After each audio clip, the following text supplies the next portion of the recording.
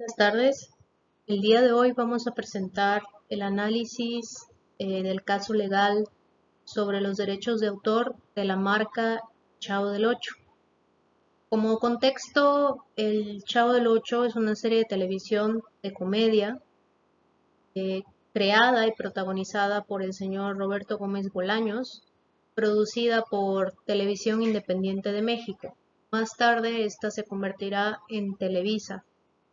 Fue emitida desde el 26 de febrero de 1976 por el Canal 8, justamente por eso era el nombre del Chavo del Ocho, y finalizó el 7 de enero de 1980. La dirección era por el mismo señor Roberto Gómez Bolaños y autoría de Enrique Segoviano. Los guiones también fueron hechos por el señor Roberto Gómez Bolaños.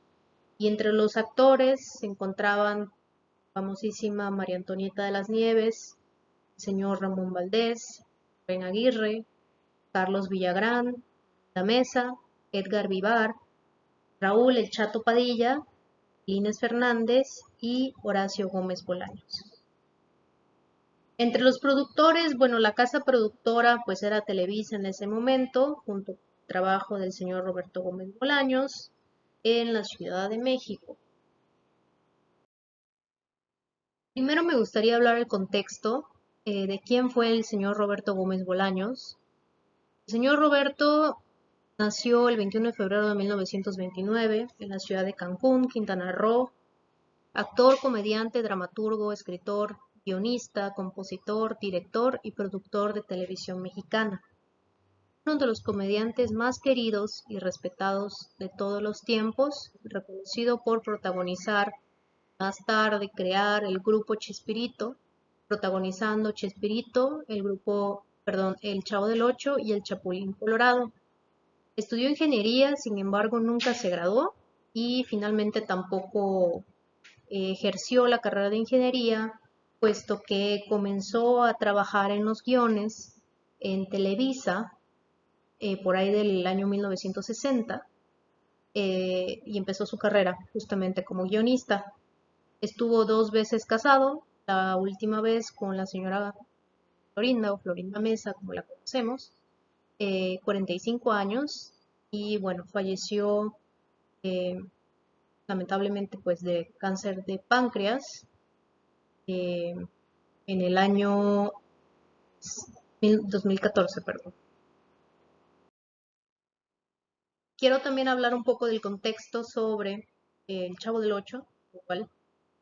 El Chavo del Ocho, bueno, pues era un programa independiente en ese momento, dirigido pues a toda la familia. El género era la comedia. El primer capítulo fue protagonizado en 1995.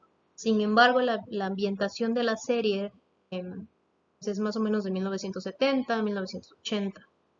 Y se trata del chavo, ¿no? Que es un muchacho, un niño, en realidad, que se escapa de la casa hogar, dando a la vecindad, a la famosa la vecindad, después de una tormenta.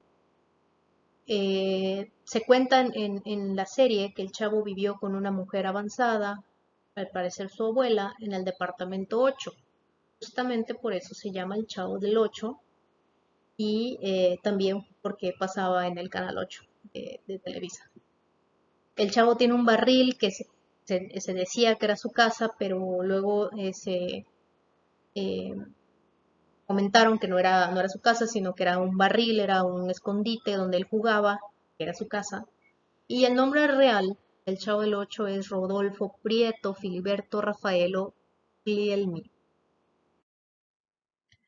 ¿Qué pasa con el Chavo del Ocho? Bueno, el Chavo del Ocho se produjo, como sabemos, en Televisa, ¿no? La escenografía, la producción, el guión, todo fue creado bajo el señor Roberto Gómez Bolaños. Sin embargo, el señor Roberto Gómez Bolaños tenía contrato con Televisa, emisora mexicana en ese momento. Es por ello que empiezan los problemas legales, porque toda la serie, que fue producida por Televisa en formato original, pues la mercadotecnia, los productos, todo se empezó a producir a partir de Televisa. Entonces, Televisa considera esta marca como una de las más exitosas, ¿no? Como sabemos, bueno, en realidad la autoría, o sea, el derecho intelectual pertenece al señor Roberto Gómez Bolaños. Sin embargo, como el señor Roberto Gómez Bolaños estaba trabajando en ese momento bajo Televisa, pues los derechos, digamos, comerciales le pertenecen a Televisa, ¿no? Existe una gran diferencia entre derecho de autor o intelectual a el derecho, las licencias que se pueden producir y que se gana una rentabilidad o un ingreso con la comercialización. La marca, el personaje, etcétera. Sin embargo, aquí la problemática surge porque cuando el señor Roberto Gómez Bolaños fallece, no se identificó, o como bien decía el comentario, que fue una marca que se hizo sin querer queriendo, porque no se personificó al señor Roberto Gómez Bolaños como un personaje, ¿no? Una marca como tal que creó estos personajes, que creó sobre todo los guiones del Chavo del Ocho. Entonces, debido a esto, la imagen, la biografía, la historia, la propiedad intelectual, todo esto no queda especificado en el testamento, solo queda especificado eh, prácticamente la propiedad intelectual. Sin embargo, no quedan personificadas, por así decirlo, la imagen.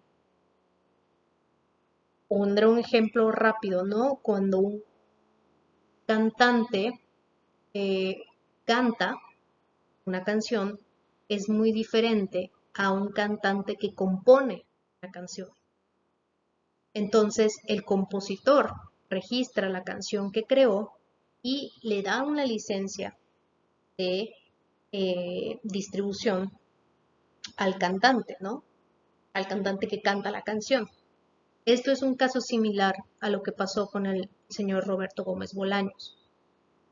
No se declaró en el testamento que él como tal produjo,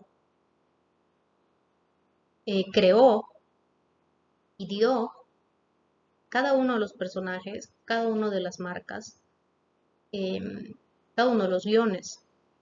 Surge por aquí este problema. Bueno, la primera disputa legal surge con el personaje de la Chilindrina, puesto que la señora María Antonieta Las Nieves registra registra bajo su nombre el personaje de la Chilindrina, lo cual ocasiona una demanda por parte del heredero del señor Roberto, que es Roberto Gómez Fernández.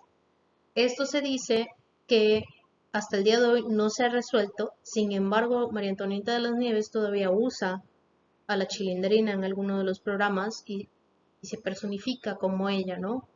Dando a entender, de acuerdo a ella, su versión, que este litigio fue favorable para ella y se cedieron los derechos de autoría de la Chilindrina a María Antonieta de las Nieves. Esto, por supuesto, el personaje María Antonieta de las Nieves no está mencionado en el testamento de Roberto Gómez Bolaños, lo cual ocasiona un vacío legal y hace que surjan estas batallas jurídicas. Por otra parte, el personaje de Kiko, que es el señor Carlos Villagrán, eh, en el momento en el que la serie está de culminar, deja el elenco para él formar su propio show y se va a países como Brasil y Argentina queriendo replicar la parte de Kiko, ¿no? Y registra, en lugar de Kiko con Q, registra la marca de Kiko con K, cambiando un poco el vestuario de este y al final sí existe una base jurídica de poderlo demandar debido a que está infringiendo el derecho intelectual, ¿no? O sea, es una idea parecida que surge del personaje de Kiko. Y aunque le cambies el color de la vestimenta, sigue siendo el personaje de Kiko. Por lo tanto, pues el heredero Roberto Gómez Fernández demanda a Carlos Villagrán, donde este último pierde la batalla y pierde la licencia bueno, más bien nunca la obtuvo, ¿no? Pico, pero pues sí fue un de usurpación, digamos, de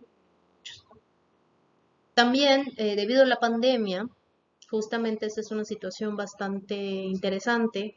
Televisa produce una serie del Chavo del Ocho con los mismos guiones que produjo el señor Roberto Gómez Bolaños, lo cual pues tenía que haber pedido permiso al propietario intelectual, imagen y derechos biográficos del fallecido escritor, quien es su hijo, eh, lo cual no hizo, y hasta la fecha, gracias a esa batalla, la serie se cancela a nivel internacional y hasta el momento ni Televisa ni el señor Roberto Gómez Fernández han podido llegar a un acuerdo. Por otra parte, y parte muy importante, la señora la señora Florinda Mesa también reclama coautoría y colaboración de los personajes, puesto que cuando el señor Roberto Gómez Bolaños trabajaba en Televisa y creó los guiones de la serie El Chavo del Ocho, ella le daba ideas, ella mencionaba algunas ideas de los personajes. Sin embargo, surge el problema, dije al principio, que nada de esto está escrito en el testamento. Por lo tanto, quien tiene el derecho a decir sí o no ante cualquier permiso, licencia, colaboración, es el heredero de los derechos de la propiedad intelectual y de los derechos del señor Roberto Gómez Bolaños, quien es su hijo, Roberto Gómez Fernández. Entonces, la señora Florinda Mesa, puesto que ha querido presentar una parte de colaboración, de incluso ideación del personaje, no se ha podido hacer nada, puesto que el señor Fernández da la autorización de este caso. Este es un problema de vacío legal, lamentablemente, en el testamento, lo cual es una marca creada sin querer, ¿no? En la cual pues van a seguir surgiendo problemas, puesto que se creó, se crearon personajes, se crearon derechos, se creó propiedad intelectual y ninguno de esto está establecido en el testamento. Gracias.